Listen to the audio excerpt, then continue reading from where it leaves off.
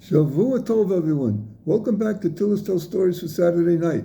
The title of this week's audio is The Rabbi Pursued by Napoleon. I excerpted it from the book Dates in Lubavitch by Rabbi Sholem Abzon. It's first posted on L'Chaim Weekly, number 1054.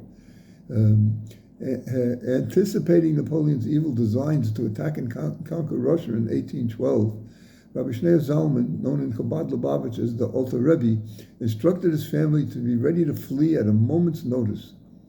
The famous spiritual mentor, Rav Shmuel Grunim, noted, quote, "The Alter Rebbe said, Napoleon is a very powerful evil force, and I fear that I will have to have self-sacrifice in order to humble him."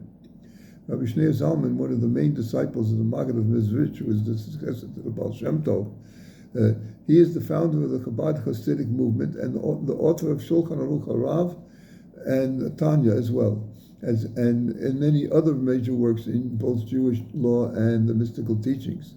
He went to heaven on the 24th of the Jewish month of Tevet in the Hebrew year 5573, which in the solar calendar is December 1812.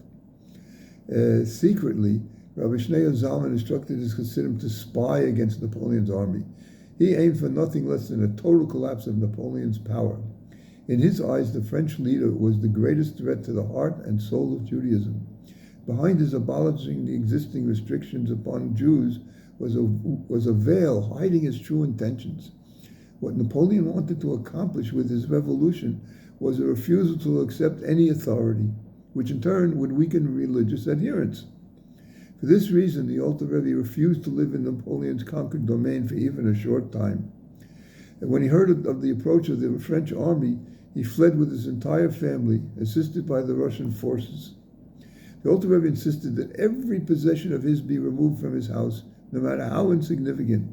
He then gave instructions that his house be burned down, just to make sure there's not a trace of anything left. Some say that the Alter Rebbe had reason to believe that Napoleon engaged in sorcery, and so he took stringent precautions that none of his things should fall into Napoleon's hands. The rapid advance of Napoleon's army made it impossible for the Alter Rebbe to rest, and he was forced to constantly be on the run. His hope was to reach the Jewish community of Poltava before Rosh Hashanah. In his diary, the Alter Rebbe's son and eventual successor, Rabbi Dovber, wrote, "On the eve of Rosh Hashanah, my father, the Alter Rebbe, confided to me.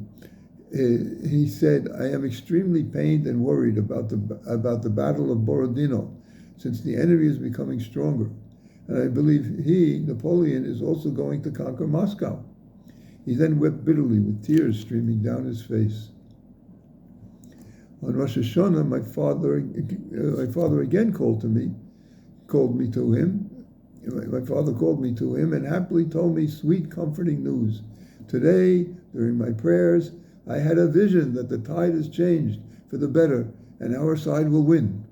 Although Napoleon will capture Moscow, he will certainly lose the war. This is what was written today in heaven," on Rosh Hashanah. With the rout of Napoleon's army, the Alter Rebbe could proceed towards Poltava. On Friday, the 8th of Tevet, the entourage arrived in the city of Vienna. As soon as he arrived there, the Alter Rebbe changed his plans. He began organizing a relief campaign to aid all Jews who had been affected by the war, sending out emissaries to raise funds and organize and coordinate efforts. No one could foresee the rapid deterioration of the Alter Rebbe's health. As the Rebbe for many thousands of Hasidim, the Alter Rebbe finally paid the heavy price of worrying about the sufferings of the Jewish community, different traveling conditions, especially for someone of his advanced years, in an unusually cold winter, and an unusually cold Russian winter, and his anguish in general about Napoleon's influence and effect on the Jewish nation. On Monday, the 18th of Tevet, he became bedridden.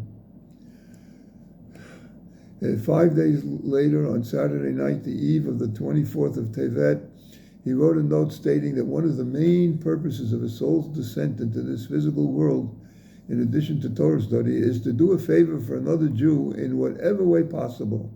A short way after writing this, he passed away. His son, Rabbi Dovber, noted that in one of the greatest acts of self-sacrifice, the Alter Rebbe put his own life in mortal danger to oppose the evil ways of Napoleon. Indeed, the Alter Rebbe's ill-fated prophecy about Napoleon came to be, for the humbled last remnants of Napoleon's army retreated from Russia the exact time of the Alter Rebbe's passing. Shortly before his passing, the Alter Rebbe said, "Anyone who will hold on to my door handle, I will do him a favor in this world and the world to come." The third Rebbe of Lubavitch, the Zemek Tzedek, explained that my door handle does not merely mean studying the Hasidic teachings of the Alter Rebbe, but also practicing Ahavas Israel, love of a fellow Jew. In this manner, one must also follow my grandfather. 4 days after his Yortzeit, this is a good time to resolve to improve our behavior in these two special aspects in the life of Admor Zaken, the Alter Rebbe. Shavua Tov, and starting tomorrow night, Chodesh Tov.